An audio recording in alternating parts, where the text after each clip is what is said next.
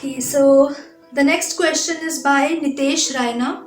He asks, what kind of homework you give to your clients? Okay, so thank you so much for taking interest in my field. But I work with students, like I work with school students. So the kind of homework I give it to them is completely like person based. It depends upon different cases, different needs. So mainly what I come across is that they have exam anxiety, they have peer pressure, they have relationship issues, they have problems facing their teachers at times, that student teacher relationship, parents relationship. So a lot of things are there related to student psychology. So I deal with that basically. And homework, like I cannot tell that over here, but yeah, we have an individualized plan for every student depending upon their needs. And I give that to them. I keep a check, I do a follow up, and I discuss it with them in each session.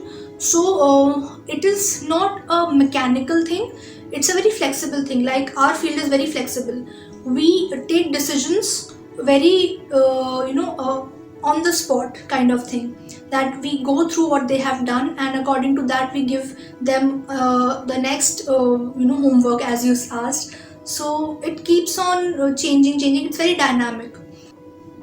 Okay, so the next question is by Mr. Rahul Bhatt. He asks, can you help me in meditation? Okay, Rahul, look, I could have helped you in meditation, but there's nothing of like this. You don't need any kind of help. I can, yeah, guide you from like what I have been taught, or what I have seen, or what I have experienced. Meditation, for meditation, you need to have that. First of all, you need to build yourself up. Like, are you ready for it?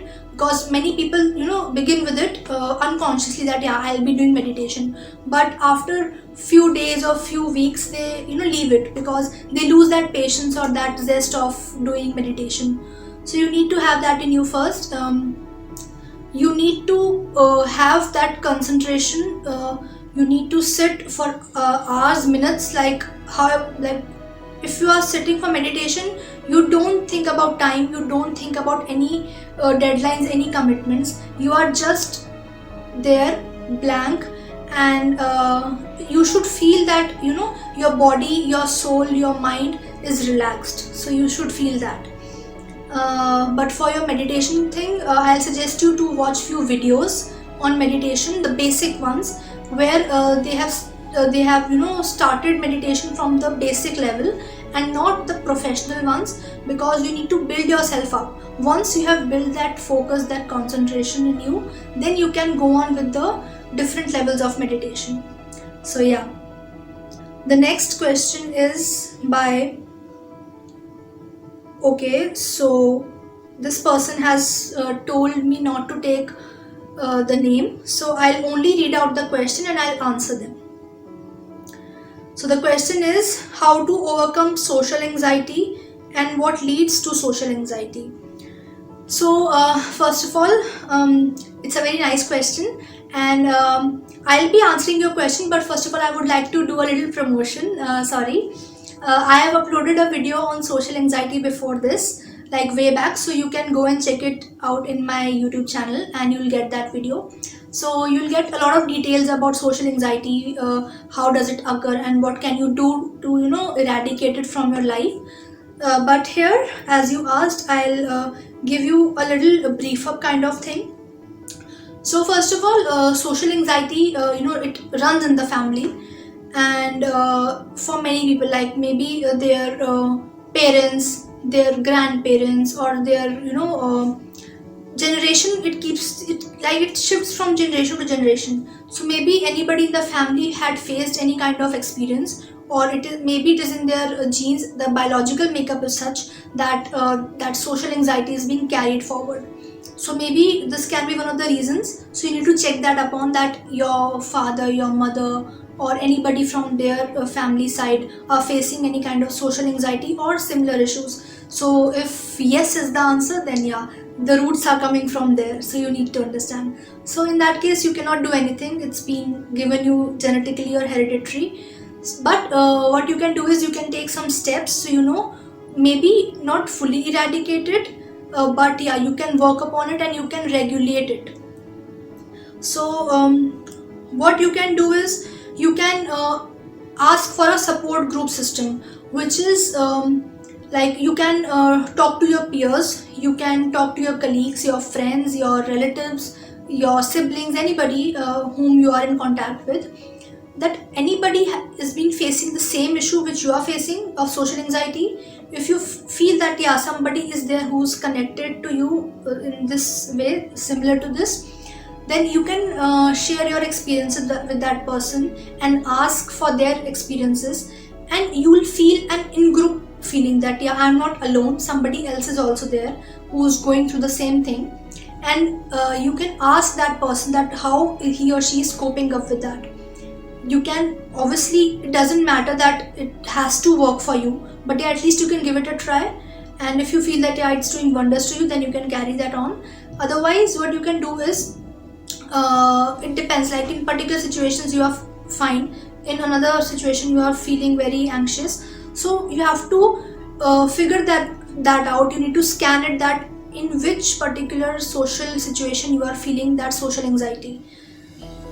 In that case, what you need to do is just approach that situation neutrally. Don't keep that in mind that yeah, I'm feeling anxious, I'm feeling nervous. What you feel at the moment, just do it, just bring that out. And like what I do is, I also faced social anxiety very much initially. What I used to do is, I used to imagine a blank screen in front of me, like there's nobody, and I used to react as I wanted to, and I felt that it is very easy, I can express myself very easily, and I'm not feeling any kind of anxiety or nervousness. So yeah, you can do that thing. Also, don't worry about judgment, rejection. At times you are being rejected, at times you are being accepted also. So it's not only you, it happens with everybody. So keep that general thing, that universal thing in your mind, and you'll definitely be able to overcome that. And if you have any other questions, any other details on that, you can watch my video on social anxiety, and you can pinch me in my DM also.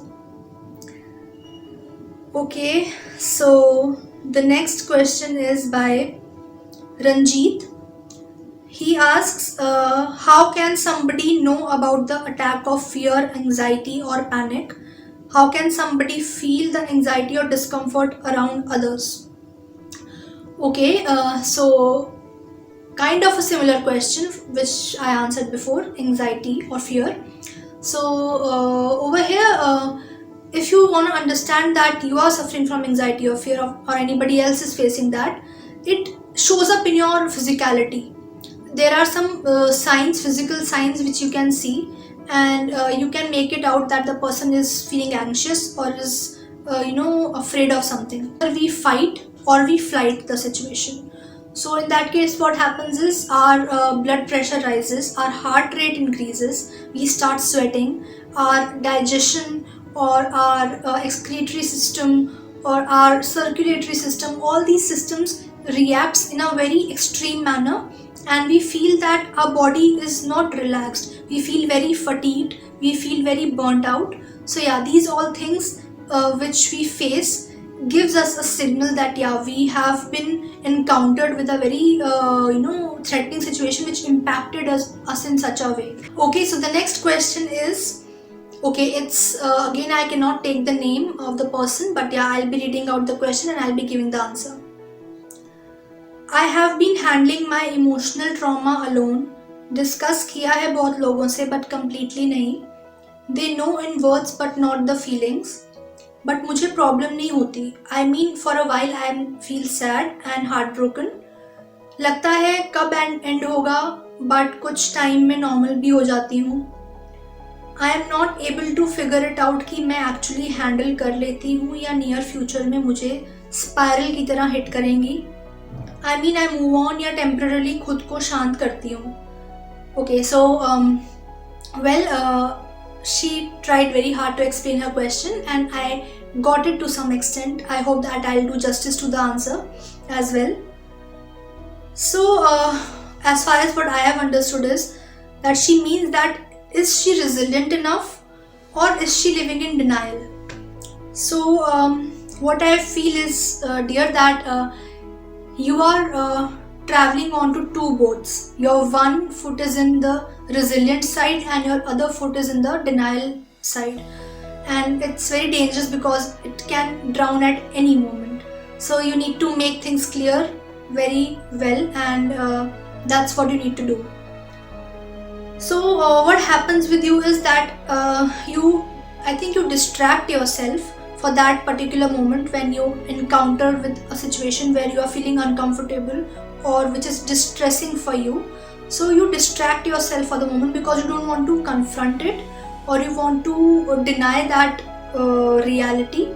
So you distract yourself, you do something which leads to less pain or which distract you from that painful situation. Which doesn't mean that you have fully encountered or you have fully taken over that situation or you have solved it, but for that moment you have distracted yourself from it, and then you stay in that zone where it keeps on haunting you, that maybe that situation or that thing may come back to you in future. So it's not completely solved, but it keeps on haunting you. So what you need to understand is that emotional setbacks are a part of life. It happens to everybody. These kind of situations happen to everyone. Like, everyone cannot deal with the situations which is painful at that moment. So they may deny it or they may delay it later on. That maybe I'll solve it later on, or I'll look back to it some other day, but not today because I'm not in the mood or I don't want to spoil my mood. So what you need to do is that you need to start accepting things as it is. You need to confront rather than deny or rather than delaying it. Try to confront it once, because maybe if it is with a particular person or in a particular situation, maybe may take you for granted that okay, she leaves it or she escapes the situation, so yeah, it's fine. But when you will start confronting them, or when you will start confronting your pain or your fears or your your nervousness, anything which you can name, they will understand, or you will understand that okay, it's not that easy to take this person for granted. He or she knows how to fight for themselves or how to confront. So you need to start confronting. And also if you need any kind of backup or support, that's completely fine. It's very much needed. But try to fight your own battles, but keep a support, a backup for yourself, maybe after a particular period of time, not immediately when you face a painful situation. Handle it by yourself, see what the results are. If you feel that you are able to do it, it's fine. If you feel no, I need somebody who has to be there with me for my support, so yeah, you can ask for it. But at least start single-handedly and confront it and try to solve it. And the most important thing is that maybe you feel that it keeps on happening with me, हर बार मेरे साथ ऐसे ही होता है, same चीज़ें होती हैं, तो शायद ये वही है जो मुझे स्पाइरल की तरह हिट कर रही हैं और वो सॉल्व नहीं हुई हैं. Maybe you can go wrong there, because at times we feel that the situations are same, but they are not same, they are similar. So there's a difference between similar and same. So you need to understand that difference and you need to act accordingly. So I hope that I have answered it quite well, but still if you have any query, you can again DM me. Okay, so the next question is by Sahil Bhan. He asks, what should we follow to be motivated always? Okay, great question. Who doesn't want to stay motivated? Every one of us, I'm sure. But it's not possible to stay motivated all the time.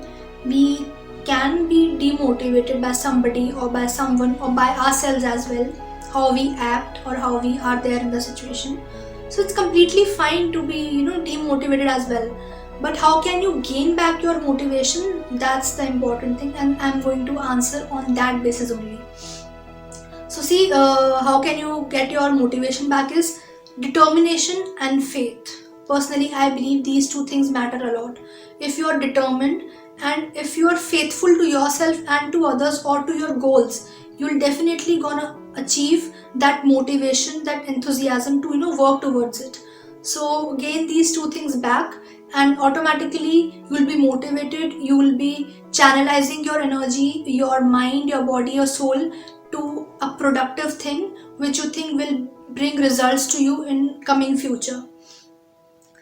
And you should know your strengths, your weaknesses before somebody else gauges it. You must have seen in the interviews, when we go for interviews or for some formal meeting, the most prominent question asked is, what are your strengths and weaknesses, or where do you want to see yourself after 5 years from now or after 10 years from now.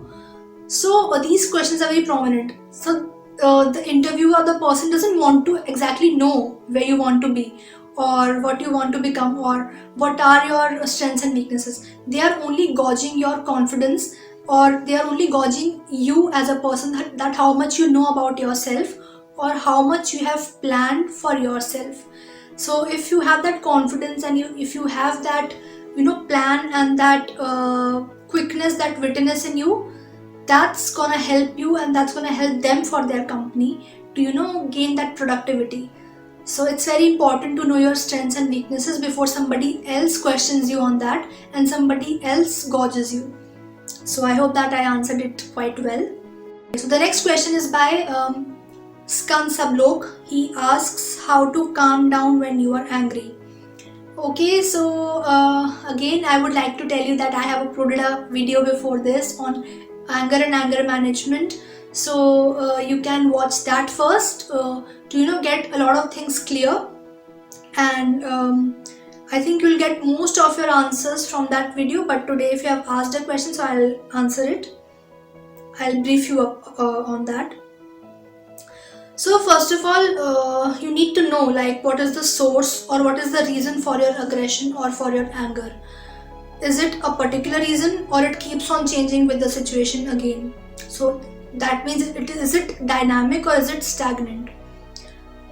So be clear about it and try to ask the person who is in that aggressive situation with you. Don't hide anything. Ask, confront, ask, clear your doubts, clarify yourself, get to know the side or the perspective of that person who is there in the aggressive act. So it's very important. Communication is very important. That you need to communicate yourself. You have to be very clear about things. Don't hide anything.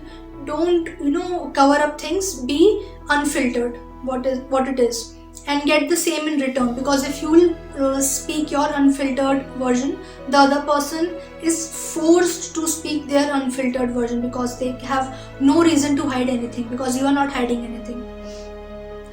Then it's very important, your body language shows a lot. So your body language speaks more than your words. So in any argument or any aggressive act, just keep your calm, keep your cool, make an eye contact with the person you are talking.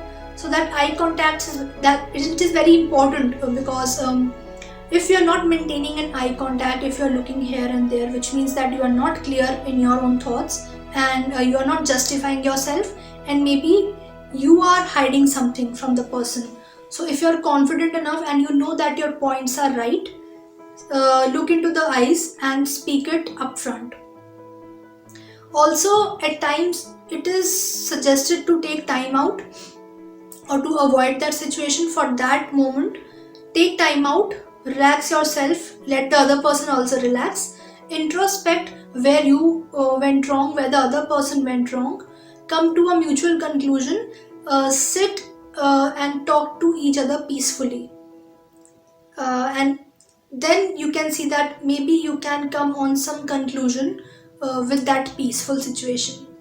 So I hope that I answered your question to some extent, but if you want to know the details, you can go and watch that video on anger and anger management. Okay, so next question is by Abhishek Hanglu. He asks how to get over a bad relationship. So first of all, I would like to tell you that I have made a video on relationship, kind of relationships, those obstacles or those barriers which come in relationship, how can you overcome those. So you can go and watch my previous video. You'll get a lot of answers to your questions, but now if you have asked, I'm gonna brief you up on this. So look, every kind of relationship is precious, be it companionship, be it with your parents, be it with your siblings, be it with your friends, anything. So each relationship is precious, each relationship is unique in its own way. So bad, good, sweet, sour, it keeps on happening. It's very human.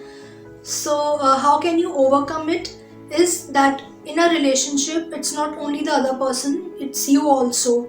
So if you think that it's not working out, if you're facing any problem, just take a time, take a break, and introspect on yourself. Give time to yourself as an individual, give importance to yourself as an individual, do what you like, and don't stress yourself much, about that what might have happened, and stop blaming. Those blame games can lead to very wrong paths. So don't blame yourself or don't blame others. Maybe that situation wasn't good, maybe there was some kind of problems on the part of that person, or maybe on the part of yourself. So take a time out, let that person be what he or she is, give that space, give space to yourself, give time to yourself. And as a person, what you need to do is you need to respect that person, and you need to respect yourself for your actions or for your views. Each and every person has their own reasons to be in a relationship and to act accordingly. So it's very important. Rest, it's like I don't know the whole history, what it has been like. Each relationship is unique, each relationship has its own story, ups and downs. So you need to act accordingly. But yeah, the common or the general thing which you need to keep in mind is give that individual respect, give that individual space and time to each other, and think about it, and then approach later on if you feel that it's like enough of time has been given and now what decision has been made to come to a certain conclusion and to clear any kind of confusion which has not been cleared at that moment. Okay, so all the questions have been answered. I hope that this video was productive, it was fruitful, and what expectations you guys were keeping from me, I have fulfilled it to some extent. But still, if I lacked somewhere, I'm also a human. So you can still DM me if you have any additional thing to ask, or if you have any query in my answers. See, as a mental health professional, I cannot give you a guide or a handbook how to run your life, or I cannot guide you on each step. But yeah, I can facilitate you, I can show you a direction. Like now it's on you how you have to walk that path, or how you have to approach that direction. So I can only give you a clear vision. How you have to work upon it, that's in your hands. So I hope that I made myself clear enough through this video. I'll meet you in the next video. Till then, stay hopeful, stay kind, stay positive, take care of yourself, and stay cheerful.